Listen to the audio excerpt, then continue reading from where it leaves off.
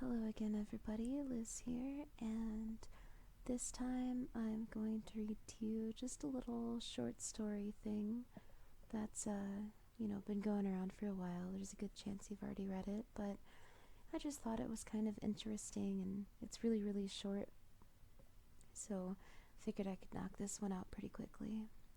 Alright, without further ado, this is titled The Egg, and it's by Andy Weir. Weir? I hope I'm saying that right. I'm sorry if I'm not. Alright, here we go. You were on your way home when you died. It was a car accident. Nothing particularly remarkable, but fatal nonetheless.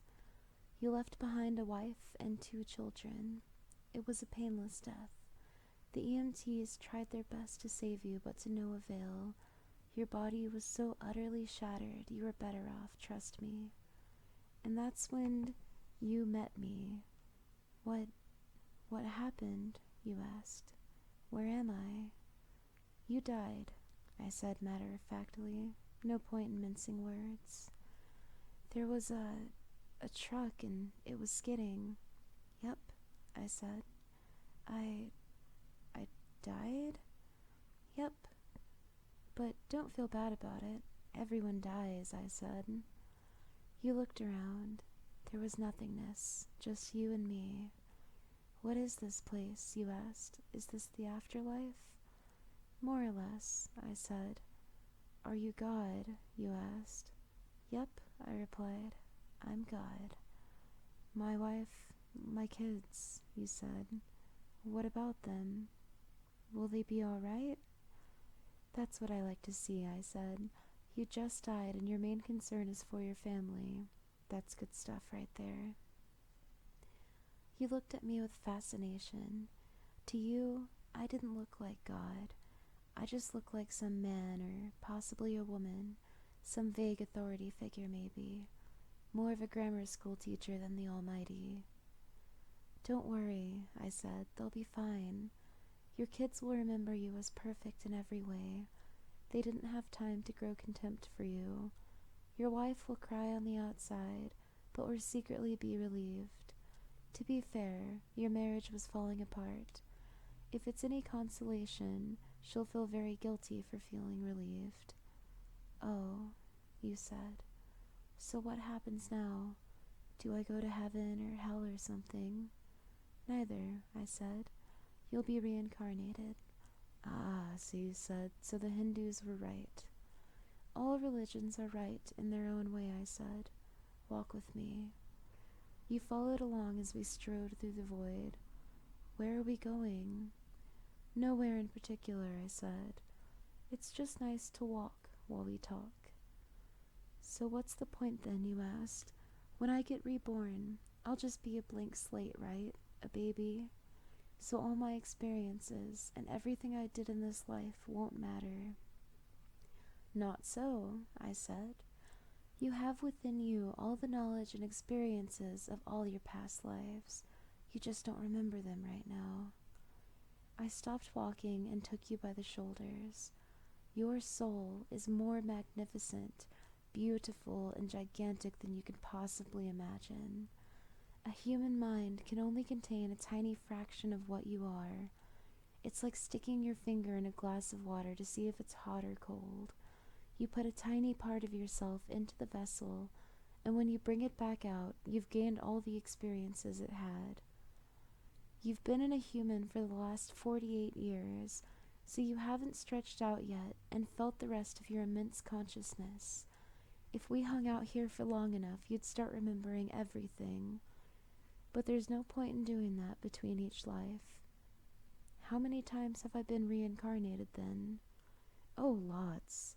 Lots and lots. And in lots of different lives, I said. This time around, you'll be a Chinese peasant girl in 540 AD. Wait, what? You stammered. You're sending me back in time? Well, I guess technically. Time as you know it only exists in your universe. Things are different where I come from. Where are you from, you said. Oh, sure, I explained. I come from somewhere. Somewhere else. And there are others like me.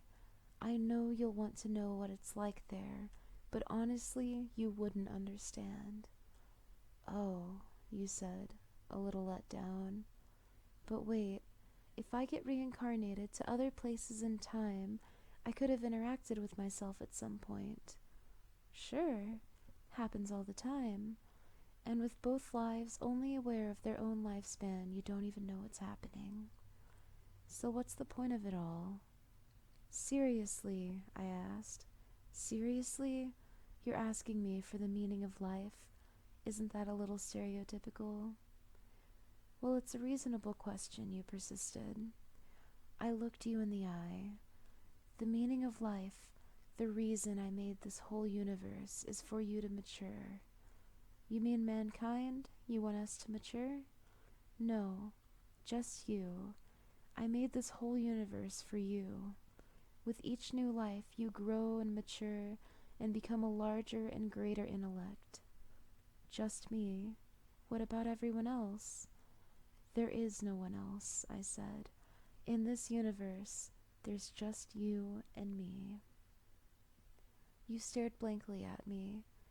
But all the people on Earth, all you, different incarnations of you.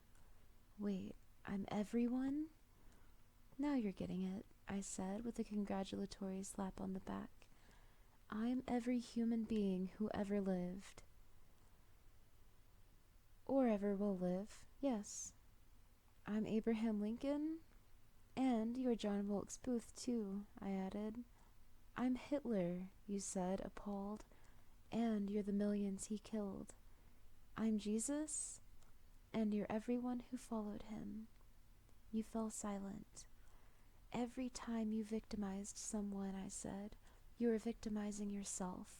Every act of kindness you've done to yourself. Every happy and sad moment ever experienced by any human was or will be experienced by you. You thought for a long time. Why, you asked me, why do all this?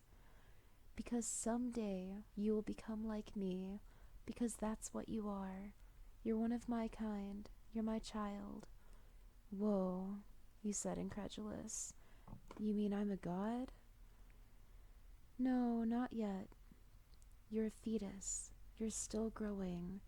Once you've lived every human life throughout all time, you will have grown enough to be born. So the whole universe, you said, it's just an egg, I answered. Now it's time for you to move on to your next life. And I sent you on your way.